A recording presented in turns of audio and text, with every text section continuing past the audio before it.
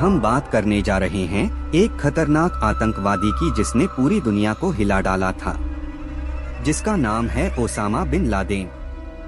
जन्म 10 मार्च 1957, स्थान Riyadh, Saudi अरब। निधन 54 वर्ष की आयु में 2 मई 2011 को एबटाबाद, खैबर पख्तूनख्वा, पाकिस्तान में। मौत का कारण सिर में लगी गोली। नागरिकता सऊदी अरब केवल 1957 से 1994 तक, बाकी की सारी जिंदगी 1994 से 2011 स्टेटलेस, खानाबदोश, न घर का न घाट का। ओसामा बिन लादेन की पत्नियां। नंबर 1 खदीजा शरीफ। खदीजा शरीफ से शादी 1974 में, लेकिन 2001 में अलग हो गए। नंबर 2 खैरिया सबर। खैरिया सबर से शादी 1983 में, लेकिन 1990 में अलग हो गए। नंबर 3 सिहम सबर। सिहम सबर से शादी 1985 में। नंबर 4 अमल अहमद अलसदाह। अमल अहमद अलसदाह से शादी 1987 में। ओसामा बिन लादेन के बच्चे 20 से 26, जिनमें अब्दुल्ला, साद, उमर और हमजा शामिल हैं। ओसामा बिन लादेन के माता पिता। पिता का नाम मोहम्मद बिन अवद बिन लादेन, मां का नाम हमीदा अलतास। रिश्तेदार बिन लादेन परिवार। धर्म सुन्नी इस्लाम। सैन्य सेवा। निष्ठा मकतब अल खिदमत 1984 से 1988 तक। अल-कायदा 1988 से 2011 तक। सेवा के वर्ष 1984 से 2011 तक। अल-कायदा का रैंक जनरल अमीर। ओसामा बिन लादेन द्वारा की गई लड़ाइयाँ युद्ध। सोवियत अफगान युद्ध, उजाजी की लड़ाई, आतंकी लड़ाई, अफगान युद्ध, तोरा बोरा की लड़ाई, खैबर पख्तूनख्वा में उग्रवाद, operation Neptune spear. Osama bin Laden का जन्म 10 मार्च 1957 को हुआ। वो 2 मई 2011 तक अल-कायदा नामक आतंकी संगठन का प्रमुख था। यह संगठन 11 सितंबर 2001 को अमेरिका के न्यूयॉर्क शहर के वर्ल्ड ट्रेड सेंटर पर हुए हमले के साथ विश्व के कई देशों में आतंक फैलाने और आतंकी गतिविधियां संचालित करने का दोषी है। सऊदी अरब के एक धनी परिवार में पैदा हुआ ओसामा बिन लादेन अमेरिका पर 9/11 के हमलों के बाद दुनिया भर में चर्चा में आया। यह मोहम्मद बिन लादेन के 52 बच्चों में से 17वां था। मोहम्मद बिन लादेन सऊदी अरब का एक अरबपति बिल्डर था जिसकी कंपनी ने सऊदी अरब देश की लगभग 80% सड़कों का निर्माण किया था। जब ओसामा के पिता की 1968 में एक हेलीकॉप्टर दुर्घटना में मृत्यु हुई तब वो युवावस्था में ही करोड़पति बन गया। उस समय 11 साल के रहे लादेन को लगभग $8 करोड़ की राशि विरासत में मिली। लादेन बाद में जेद्दा में सिविल इंजीनियरिंग की पढ़ाई के लिए गया। सऊदी अरब के शाह अब्दुल्ला अजीज विश्वविद्यालय में सिविल इंजीनियरिंग की पढ़ाई के दौरान वो कट्टरपंथी इस्लामी शिक्षकों और छात्रों के संपर्क में आया। अनेक बहसों और अध्ययन के बाद वो अपनी कुत्सित और चरमपंथी मानसिकता के कारण इस्लाम के कट्टरपंथी गुटों के समर्थन में खड़ा हो गया। इससे पहले अपने परिवार के साथ यूरोप में मनाई गई छुट्टियों की तस्वीरों में ओसामा को फैशनेबल कपड़ों में भी देखा जा सकता है। दिसंबर 1978 में जब सोवियत संघ ने अफगानिस्तान पर हमला किया तो ओसामा ने आरामपरस्त जिंदगी को छोड़ मुजाहिदीन के साथ हाथ मिलाया और शस्त्र उठा लिए। अफगानिस्तान में उन्होंने मकतबल खिदमत की स्थापना की जिसमें दुनिया भर से लोगों की भर्ती की गई और सोवियत फौजों से लड़ने के लिए उपकरणों का आयात किया गया। 1979 में युवा लादेन मुजाहिदीन नाम से पहचाने जाने वाले लड़ाकों की मदद के लिए अफगानिस्तान गया। लादेन एक गुट का मुख्य आर्थिक मददगार बन गया जो बाद में अल-कायदा कहलाया। अफगानिस्तान में अरब लोगों के साथ मिलकर अभियान करते वक्त ही उन्होंने अल-कायदा के मूल संगठन की स्थापना कर ली थी। अफगानिस्तान में मुजाहिदीन का साथ देने के बाद जब वो वापस सऊदी अरब पहुंचे तो उन्होंने सऊदी अरब के शासकों का विरोध किया।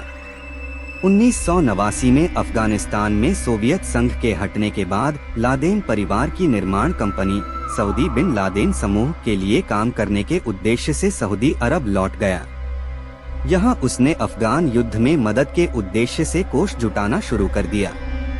अल कायदा वैश्विक गुट बना। लादेन का मुख्यालय अफगानिस्तान रहा, जबकि उसके सदस्य 35 से 60 देशों में मौजूद थे। ओसामा का मानना था कि सऊदी अरब के शासकों ने ही अमेरिकी सेना को सऊदी मीन पर आने के लिए आमंत्रित किया था। 1991 में अमेरिकी नीत गठबंधन ने कुवैत से इराकी बलों को खदेड़ने के लिए युद्ध शुरू किया। लादेन ने अमेरिकी बलों के खिलाफ जिहाद की शुरुआत की। सरकार विरोधी गतिविधियों के चलते उसे सऊदी अरब से निष्कासित कर दिया गया। सऊदी अरब ने उसकी और उसके परिवार की नागरिकता को वापस ले लिया। उसने सूडान में शरण ली। 1993 में वर्ल्ड ट्रेड सेंटर पर बम गिरा, 6 की मौत हुई, सैकड़ों लोग घायल हो गए। इस संबंध में 6 मुस्लिम कट्टरपंथी दोषी ठहराए गए। अमेरिकी अधिकारियों के मुताबिक इनके संबंध लादेन से थे। नवंबर में रियाद में एक इमारत के सामने बम फटा। इस इमारत में अमेरिकी सैन्य परामर्शकार काम करते थे। अमेरिका के 5 और भारत के 2 नागरिक मारे गए। हमले में 60 से भी ज्यादा लोग घायल हो गए। 1995 में नैरोबी और तंजानिया के दार ए सलाम में अमेरिकी दूतावासों के बाहर बम विस्फोट हो गए, जिसकी वजह से 224 की मौत हुई। 1996 में अमेरिकी दबाव के कारण सूडान ने लादेन को निष्कासित किया। लादेन अपने 10 बच्चों और 3 बीवियों को लेकर अफगानिस्तान पहुंचा। यहां उसने अमेरिकी बलों के खिलाफ जिहाद की घोषणा की। 1998 में अमेरिका की एक अदालत ने दूतावासों पर बमबारी के आरोप में लादेन को दोषी ठहराया। उसके सिर पर $50 लाख का इनाम रखा गया। मध्य पूर्व में अमेरिकी सेना की मौजूदगी से नाराज ओसामा बिन लादेन ने 1998 में अमेरिका के खिलाफ युद्ध की घोषणा कर दी थी। वर्ष 1994 में अमेरिकी दबाव के कारण सऊदी अरब में उनकी नागरिकता खत्म कर दी थी और उसके बाद वे सूडान और फिर जनवरी 1996 में दोबारा अफगानिस्तान में पहुंच गए। गौरतलब है कि वर्ष 1998 में ही कीनिया और तंजानिया में अमेरिकी दूतावासों में हुए 2 बम धमाकों में 224 लोग मारे गए और 5000 घायल हुए। अमेरिका ने ओसामा और उनके 16 सहयोगियों को इन बम धमाकों का प्रमुख संदिग्ध बताया। इसके बाद अमेरिका ओसामा को दुश्मन के रूप में देखने लगा और खुफिया एजेंसी FBI की मोस्ट वांटेड लिस्ट में उन्हें पकड़ने या मारने के लिए $2.5 करोड़ के पुरस्कार की घोषणा की गई। 20 अगस्त 1998 को दूतावास पर हमलों के जवाब में अमेरिका ने अफगानिस्तान और सूडान में लादेन के प्रशिक्षण शिविरों पर हमले किए। कम से कम 20 लोग मारे गए, लेकिन लादेन वहां मौजूद नहीं था। अफ्रीका में बम घटनाओं के साथ साथ अमेरिका ने उन्हें 2001 के वर्ल्ड ट्रेड सेंटर में बम धमाके, 1995 में रियाद में कार बम धमाके, सऊदी अरब में ट्रक बम हमले का दोषी पाया। 1999 में FBI ने लादेन को 10 मोस्ट वांटेड आतंकवादियों की सूची में रखा। 2000 में यमन में एक आत्मघाती हमले में 17 अमेरिकी नाविकों की मौत हुई। 2001 में अलकायदा प्रमुख ने 11 सितंबर को वर्ल्ड ट्रेड सेंटर के ट्विन टावर्स और पेंटागन पर हमला किया। 3000 से ज्यादा लोगों की मौत हो गई। इस हमले के बाद अमेरिकी सरकार ने लादेन का नाम मुख्य संदिग्ध के तौर पर घोषित किया। अमेरिकी सुरक्षा बल अफगानिस्तान स्थित तोराबोरा की पहाड़ियों में छिपे लादेन को मारने में असफल रहे। खबरों के मुताबिक लादेन पाकिस्तान भागा। 2002 में अमेरिका नीत सैन्य अभियान तेज हुआ। गठबंधन बलों ने मैदानी सुरक्षा बलों की संख्या बढ़ाई। लादेन पर्दे के पीछे रहा, लेकिन कुछ समय बाद अल जजीरा ने उसकी आवाज वाले 2 ऑडियो टेप प्रसारित किए। अमेरिकी खुफिया अधिकारियों के मुताबिक ये रिकॉर्डिंग प्रामाणिक थी। 2003 में ओसामा की दुनिया भर के मुसलमानों से अपील, अपने मतभेद दूर करके जिहाद में भाग लें। पाकिस्तान के तत्कालीन राष्ट्रपति परवेज मुशर्रफ के मुताबिक लादेन संभवतः जीवित और अफगानिस्तान में कहीं छिपा हुआ था। हालांकि उन्होंने दावा किया कि अलकायदा अब उतना प्रभावी आतंकवादी गुट नहीं रहा। 2004 में 4 जनवरी को अल जजीरा ने दोबारा लादेन के टेप जारी किए।